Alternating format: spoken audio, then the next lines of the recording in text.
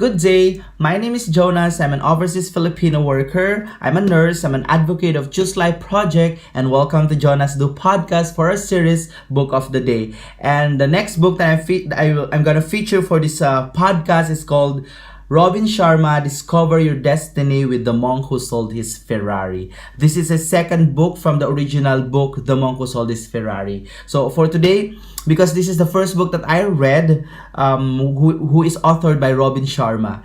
And so this story is about the monk. I'll give you a brief introduction who is the monk who sold his Ferrari. His name is Julian Mantel. He is a litigation lawyer. He is a graduate of Harvard Law, and then he practiced his profession in the country, and then he became one of the famous lawyers because of his intelligence, because of his brilliance.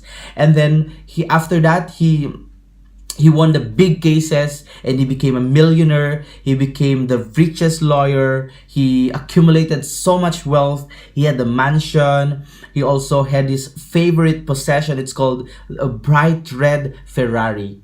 And then after that, after enjoying his success, everything that he achieved in his life, one day he developed that he discovered that he is not happy with his life, and so many things happened. There are so many bad things that happened to his health, also to his relationships, to his family. And then just like that, one event that changed his life is during his last case in the court. While presenting in the court, he developed a heart attack wherein he almost died.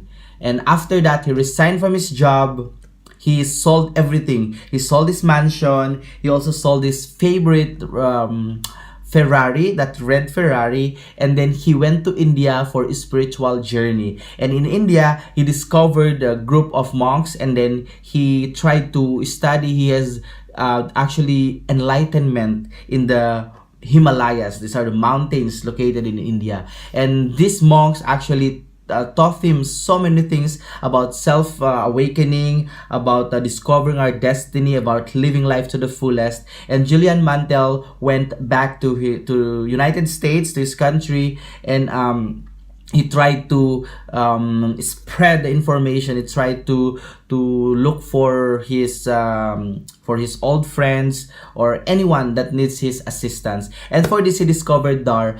Dar is a son of his one of his colleagues when he is still working as a lawyer. And so Dar here has also difficult life. He is not happy with what he has, and he achieved so much success. He accumulated wealth as well, but his wife divorced him. His kids left him. So Dar was he is in the time of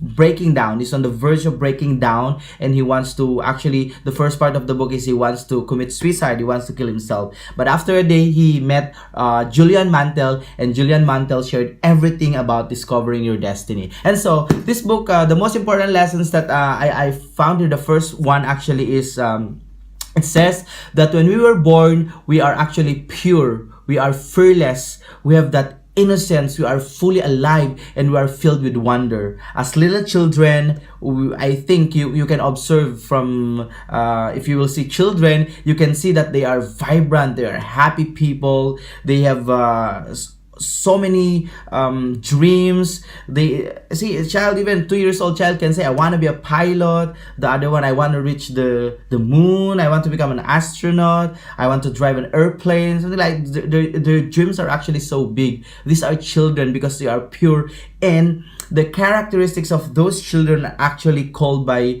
Robin Sharma, by the author in this book, as authentic self. That is our original self. That was God was designed for our lives. We are pure, we are fully alive, and we are filled with wonder. And then so we go on with our lives. We continue our journey as we go along. As we are becoming an adult, we discovered so many things. We faced disappointments, we faced failure, we faced setbacks, and so many challenges along the way. And because of these challenges, because of these disappointments, our original self has been covered by mud, has been covered with dust. And after that, we can no longer recognize ourselves. We are lost. We don't know what we want in our lives. We are afraid of so many things. We are clouded by doubts. We are clouded by fears. And we can no longer discover, we can no longer realize the potential that we have, our original self, our authentic self. And so, actually, few months ago, few years or maybe a year or two, I've written down everything, my dreams, from my family, from my relationships, to the future businesses that I want to achieve, to the places that I want to travel. And so every day, I'm reading my life's dream and I'm praying for it every day for 2 or 3 years now. And later I realized that I think I'm not making any difference at all. I started to ask myself what will be my contribution in this world. I don't want to become a notice and I just died and nothing will remember me.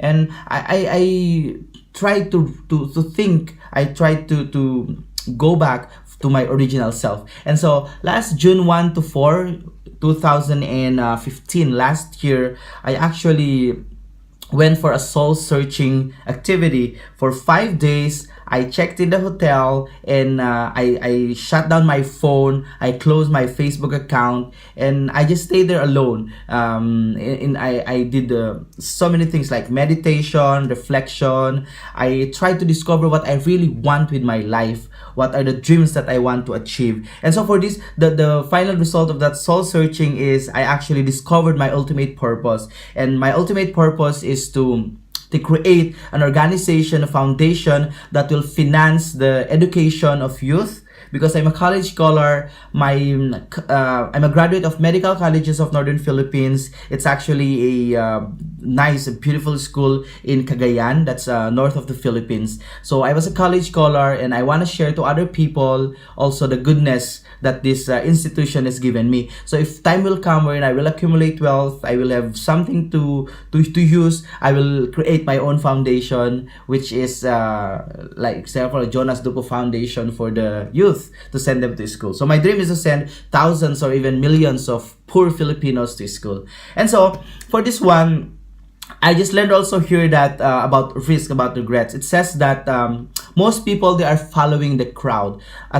In our present lives now, it's really sad that people are not actually doing the things that they want in their lives. They are following the crowd. Most of the people, they finish a degree, they end up they're getting married, and then after that they stop living.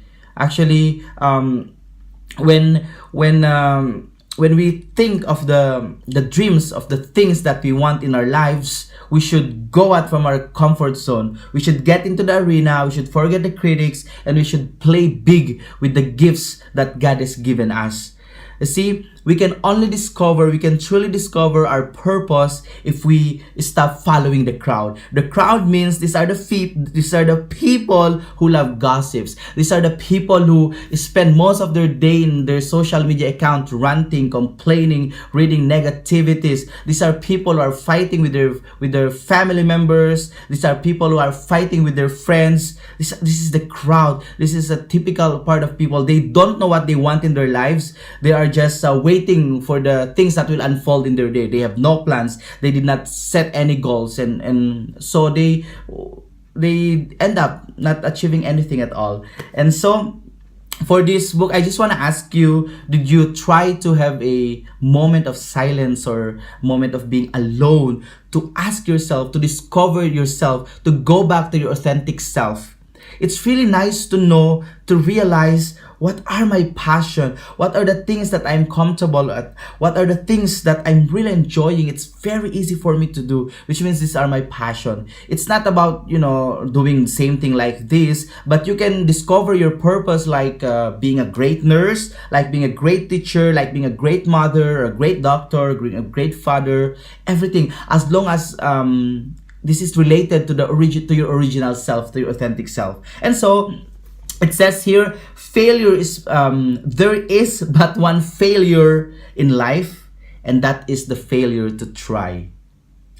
There is but one failure in life, and that is the failure to try. if once we reach our end, at the end of our lives, we will not regret for the things, for the risk that we did, but we will regret for the risk that we did not take. I hope and I pray that this will awaken whatever is within us. I hope this information, if you can read this book, I hope that this book will one by one cleanse every dirt, every dust, every mud that has been covering your authentic self, and you will start to live your purpose. You will start to live the original self, the original design of your life, by not listening to the critic, by not following the crowds, but by allowing yourself to do the things that you want. So thank you so much for watching this podcast. I pray and I hope that you'll all become successful. I just hope that I just hope that you will find time to discover your original self. I hope that you can also do soul searching activities, and you will write down everything, your dreams, your aspirations, and your goals, so that at the end of the day, there's a possibility. Sure, I will assure you that there's a possibility that whatever dreams that you've written, you will gonna achieve it. You will have it. Okay. So thank you so much. Thank you for continuously sharing and reading the articles, and also the whatever post that I'm putting in my Choose Life page in my Facebook account, and also to those who are watching the podcast in YouTube channel. Please, I want to tell that I will be opening my website. I will be putting all the transcript of this podcast, and also providing so many articles for you. So let's start discovering the work of the successful people, and let's start our journey towards becoming successful. And I pray and I hope that all your dreams will become a reality. God bless and take care.